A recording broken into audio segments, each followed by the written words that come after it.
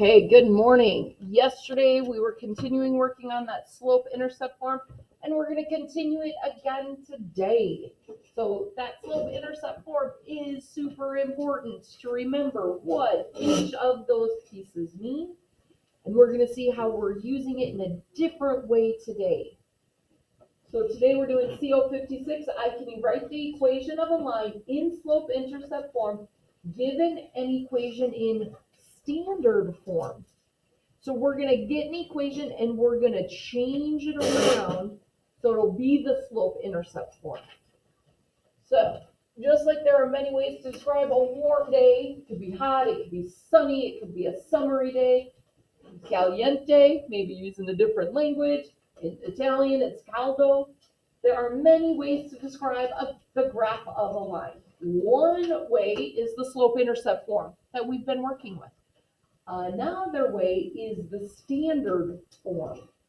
And we're going to see what both of those forms look like and how we can go from the standard form and change it into the slope-intercept form.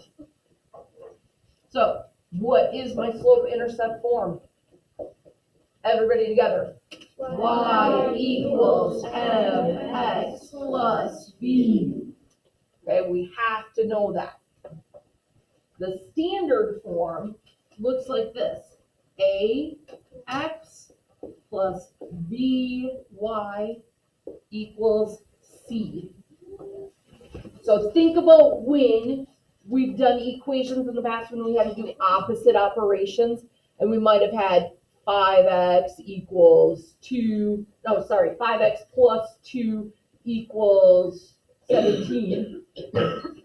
Okay, and we had to do opposite operations to get the x by itself. Which variable do we think we want to get by itself if we're going to slope-intercept form, Emmeline? The y. So we're going to look at the standard form, and we're going to do opposite operations to get it to Priya. I'm up here, huh? We're going to look at that standard form and we're going to do opposite operations to get it to that slope-intercept form. So that y is on the other side. So what do you notice about the location of the x and y? In the slope-intercept form, they're on opposite sides of the equal sign.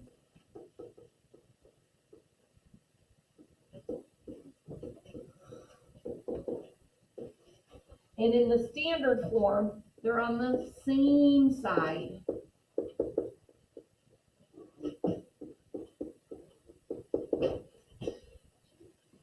So the way that we go back and forth is we do opposite operations. If we want the slope-intercept form, we want the y on one side, the x on the other.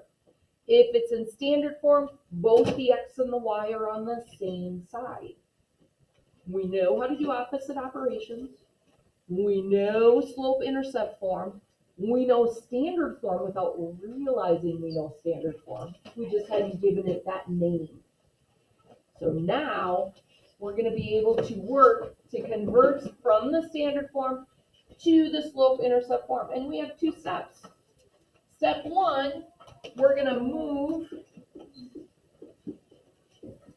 the x term to the other side of, let me try to spell it correctly, to the other side using opposite operations. When in recent history did we have experience doing this? Gus? Algebra. When in the last few weeks did we have to do this? In our Khan Academy assignment. There were people that were like, wait, how do we do this? And I had to show you how to move things over. We did something very similar in the Khan Academy assignment. So our first step is moving the x term to the other side using opposite operations. The second step is to divide every term by the coefficient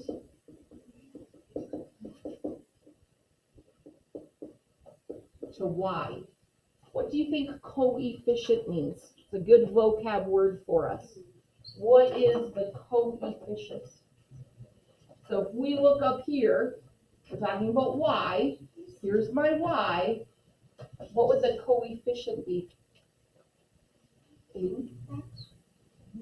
We're looking at y. Y's coefficient is going to be that number that is right in front of the y. It was a good guess, but the coefficient is the number that's in front of your variable. So whatever letter you have and you have a number in front of it, that number is the coefficient, the letter is the variable. They all have names to them. So that B is going to be a number, the A is going to be a number, the C is going to be a number. Then we have our X and our Y are our variables. So we want y by itself here. We don't want any number in front of the y. We don't want a coefficient. That's why we're going to do opposite operations. If there is a number in front of the y, that means we're doing what operation? If there's a number in front of your variable, what operation is that, James? It's multiplying. Remember, if that number is right in front of it, opposite operation would be dividing. So we want to get y by itself, so that's why we have to divide it. So we're using terms that are new, and it's scary to use new terms, right? Oh my gosh, I have no idea what this means. But if we listen and we're patient as I'm breaking it down and explaining these new terms, and we're following through with the steps that we're going to do, it's going to make sense. So I need to erase to scroll up, but you should have all of this written down. So when we do it a few more times, it'll make sense to you.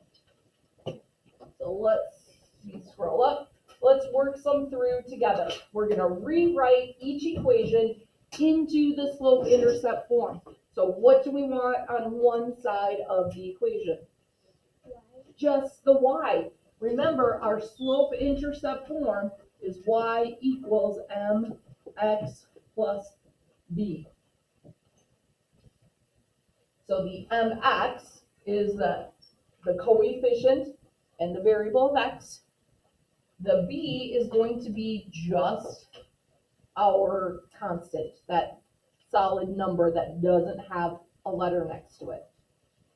So what do you think my first step is going to be in this first section? Emily?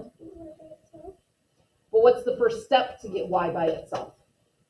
So if we look back up where I had the step 1 and step 2, what do I have to do, James? Divide. Do I divide first? Look at step 1. James? Move the x term to the other side. Yeah, I have to move that x term to the other side with the opposite operation. So what operation is happening with 6x? It is a positive 6x. So I'm not trying to get x by itself. I don't want to divide the 6 out. So yeah, it is 6 times x, but I want to move that whole thing. I want to move this whole part over to the other side. So if it's positive 6x, that means I'm adding. What's my opposite operation, Emily? Subtraction. So I'm going to subtract 6x, and I'm going to subtract 6x.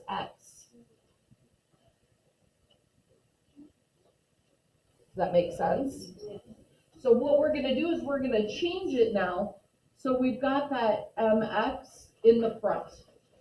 So I have 3y. It's a plus 3y. Do I have to write the positive side? No. Because 3y already tells me it's positive. I don't have to write that plus sign again. If that had been minus 3y, then it would be negative 3y right now. But it is it's a plus, so it's positive. That equals negative 6x plus 21. Because that's a positive 21, it means it's plus 21. So you see how I switched that x with the constant, I just keep that negative or minus 6x becomes negative 6x. Now it's in slope-intercept form, but I'm not done yet. What is my second step? Aiden. Divide every time by our coefficient. And what is my coefficient to y? 3. So I need to divide everything by 3. So 3 divided by 3 is 1. I don't have to rewrite the 1. So then we have equals negative 6 divided by 3. What's negative 6 divided by 3, Alexis? -2. Negative 2. My x stays there. I didn't get rid of the x. What's 21 divided by 3? Emily? 7. So it was plus, so it's plus 7. This is my answer. Now that standard form is in the y-intercept form. We're going to go through a couple more together because I don't expect you to understand it and get it immediately. So don't be frustrated. Let's work through our steps together. So step 1, we want to move the x value over to the other side. So what do? Evelyn? Yeah, this is a positive 4x, so I'm going to subtract 4x minus 4x. But isn't it, since the -5, isn't it a negative 4x? So you were correct, James. When I rewrite it, am I going to just write 5y? No, it's going to be negative 5y because it was minus 5y. And then I'm going to put that minus 4x, I'm going to put it in the front because my mx comes first in that slope-intercept form. So that minus 4x becomes negative 4x plus 20 because that was a positive 20.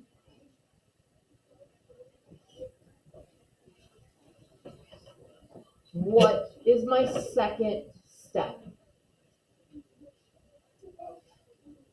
Gus? Which is what? I'm going to divide everything by the coefficient of y. Negative 5, divide by negative 5, divide by negative 5.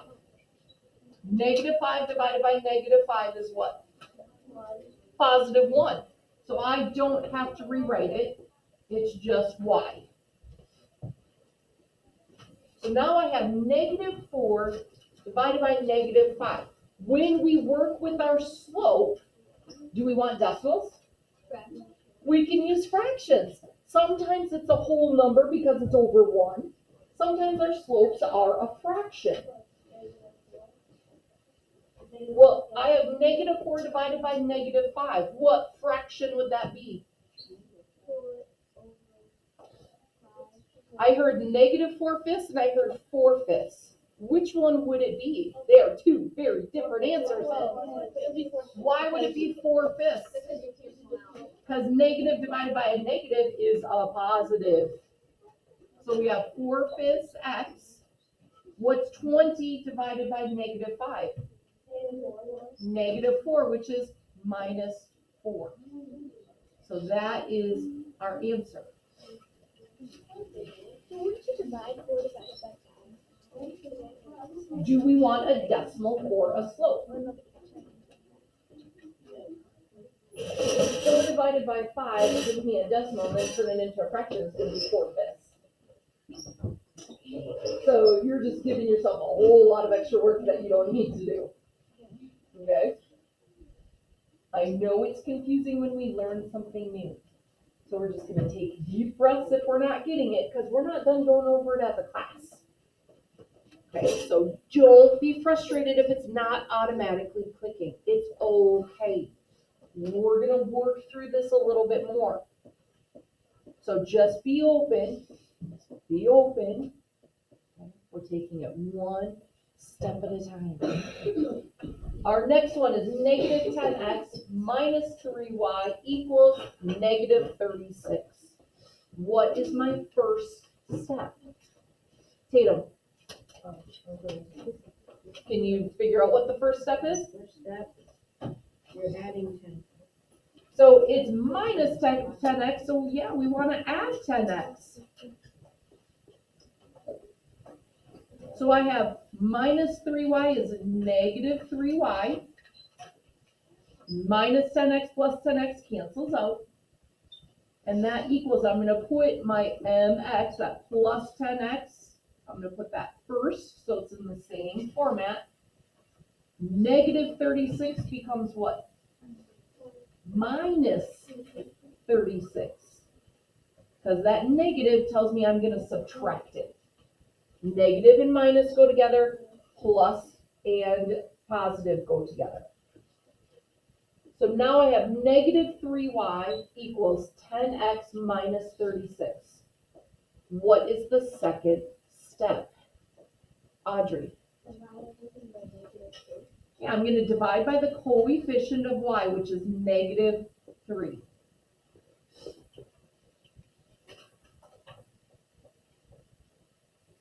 So negative 3 divided by negative 3 is what? Not 0. It is 1. And a positive 1, because it's negative divided by negative is a positive, we can just write y, because y times 1 is going to be y. Then I have 10 divided by negative 3. What am I going to put? It's going to be a negative 10/3, right? So it doesn't matter if that negative is on top by the 10, is it on bottom by the 3, or is it just outside of it and you say negative 10/3? It's all the same thing. It means that our slope goes down, right? So that negative means our slope will go down. Then I have negative 36, that minus 36 is negative 36 divided by negative 3. Evan? Super close. Not 13, that would be 39. Yes, positive 12, so plus 12.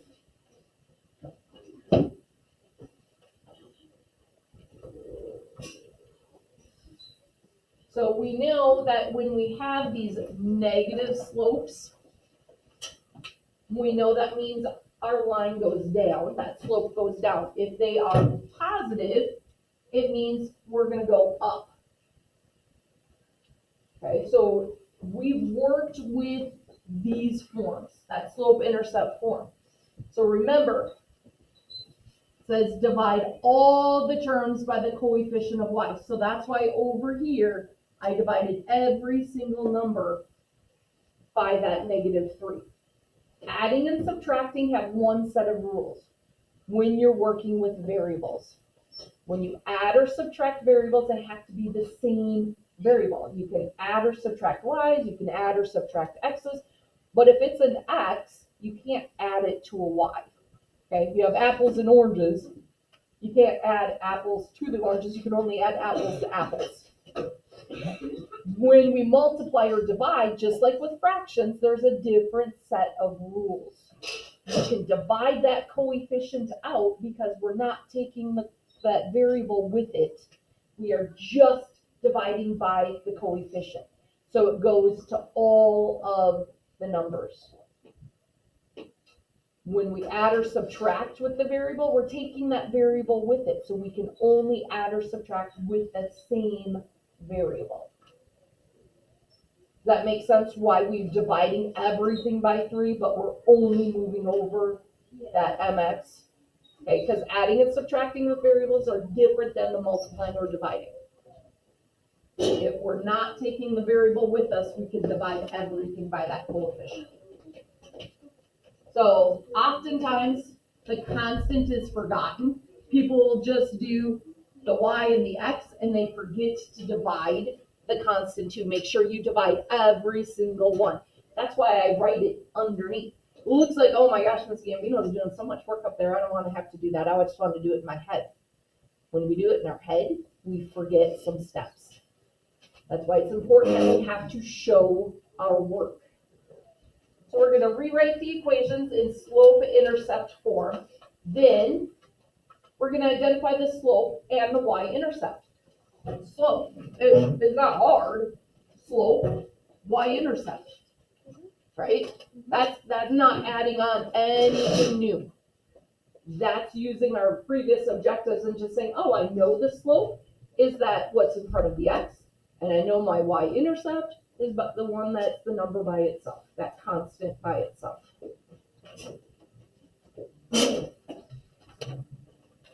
So let's do sum together. What's my first step with 2x plus 7y equals 7? Emily.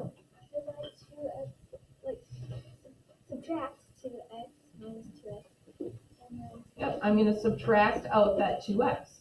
So I'm left with 7y equals, I'm gonna put that minus 2x first, because mx goes first in the slope-intercept form. This is a positive 7, so it's plus 7. What's my second step? James.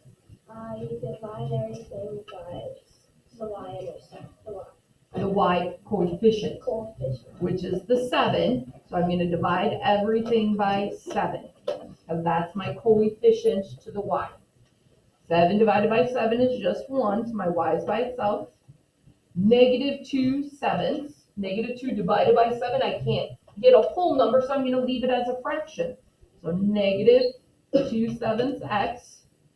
What's 7 divided by 7? 1. So it's going to be plus 1. So from there, can I say what my slope is? The slope is the m right here. So negative 2 sevenths. This is my slope. What is my y-intercept? Thus, the 1. That b. So this is my y-intercept. So this is the full answer. Should we show our work, the steps that we're doing? Yeah. Okay, this is not mental math time anymore. We are beyond that. Show the steps. Who wants to come up and do the middle one? Evelyn. This one, negative 5x plus 8y equals 24.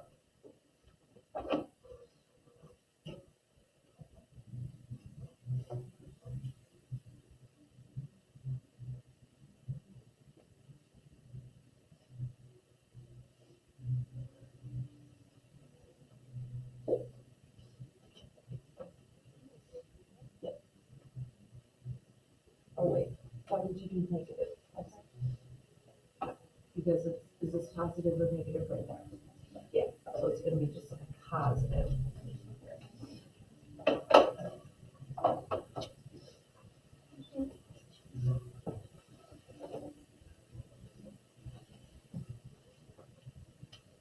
So you could be working on it on your page while Evelyn's figuring it out up here. Oh, careful. Are we dividing by the y or just the coefficient? Yep.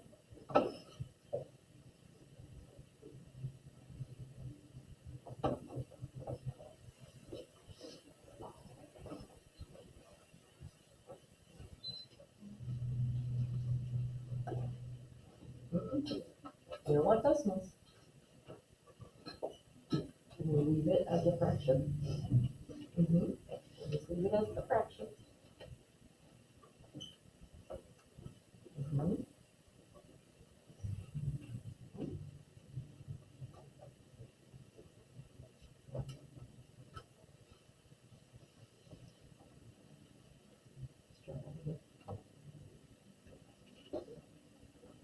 What operation? What operation is this? Yeah, because that operation goes down, it follows down, so plus. Now the 24 divided by 8. Yeah. Okay. So what Evelyn did was she did opposite operations with the x. So instead of minus 5x, she added 5x. Then when she rewrote it, she put it into the correct format with the x first and then the constant. So that I have to divide by the coefficient next to the y. We're not dividing by 8y, we're dividing by 8. We're leaving the y. So everything divided by 8. 8 divided by 8 was y. 5/8 x. We keep that as our fraction because the slope can be a fraction. We don't want a decimal for a slope. So we keep that as a fraction. 5/8 x plus, because we have plus up here, 24 divided by 8 is 3. Are we done answering our problem here? Yes? You had it like the slope and the y-intercept. We have to do the slope and the y-intercept. So Evelyn, what is my slope? What is the slope? 5/8. What is the y-intercept? Yeah, so in order to finish it off, we want to do all of it. Okay, let's do one more together. Minus 3x minus 3y equals 12. James, you want to come up and do it? Do it yourself on your page and see how you're doing, and we're going to see how James is doing.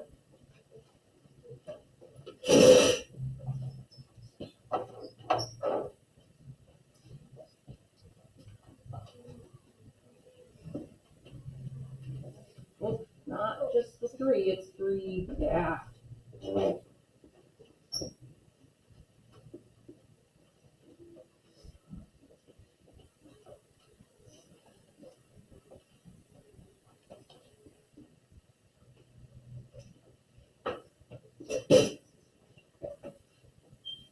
What other question do we have here? Plus negative 12.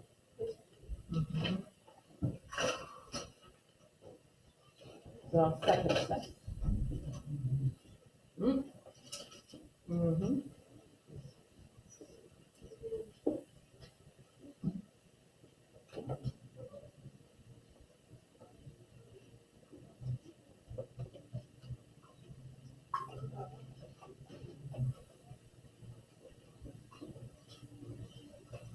Okay, so what did you guys get?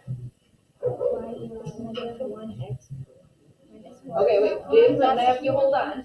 Take a step back, and I'm gonna have Emmeline say what she got again. So look at what you got, and Emmeline say what you got. Y equals negative 1x minus 4. So what important thing did you forget? Yeah, because we're dividing 3 divided by negative 3 is a negative 1. So those negatives are important. Did we have to have the negative 1x? You could just put it as y equals negative x. Same thing, negative 1x, negative x. Remember I said because we're new to this format, I'm going to accept that. Then we have plus minus. Do we need plus minus? You could do it. I won't mark it wrong, but to be mathy, you would do minus 4. Okay? So then, James, what is our slope? Our slope has 1 over negative 1. And what is our y-intercept? The negative 4. Okay, so you could do negative 1 for your slope, you could do negative 1 over 1. They're the same thing. I'll accept it either way. Okay, so listen carefully to this. Tomorrow is a work day in class because it's retake day. So if you have retakes that you have to do, because we're trying to get better mastery of the objectives on the last test, we're trying to improve our grade, our learning, that comes first. If you are done, when you're done with retakes, did I say we were correcting this tomorrow? No. Okay, so if you have a lot of retakes to do tomorrow, you're gonna do this bottom part, make sure you have that done. And this part is the exact same thing we were just doing with one step added in. Graphing it. So we know the slopes, we know the y-intercept, we already had graphing our equation, our slope-intercept form, right? Have we graphed that yet? You guys know how to graph from the slope-intercept form. Yeah. I don't know if we've gone over that. So. For your starting point, if you're, let's say, this is going to be y equals negative 2x plus 5. So your y-intercept is what ordered pair? 0, 5. Because the y-intercept is always a 0 for the x, and then that. So that is where you start, 0, 5. And then you do your slope, down 2 over 1. Yeah. This is actually the correct answer. I will go over this again when we start class tomorrow to remind you that final way of how we graph it. Okay, and then you draw the line. What about here the negative 36? It's not going to stay negative 36 because there's a coefficient that we're dividing out. You have to change it into the y-intercept form. Okay? So are we going to be stressed out saying, oh my gosh, I don't know how to do this and it's due tomorrow? And no, because tomorrow's a work day. You can practice it tonight and see how you're doing. And then tomorrow you can continue working on it. It is not homework that we are correcting tomorrow. We will correct it after Easter. Okay, if you are a friend watching at home, we hope you are well and we hope to see you soon. Have a wonderful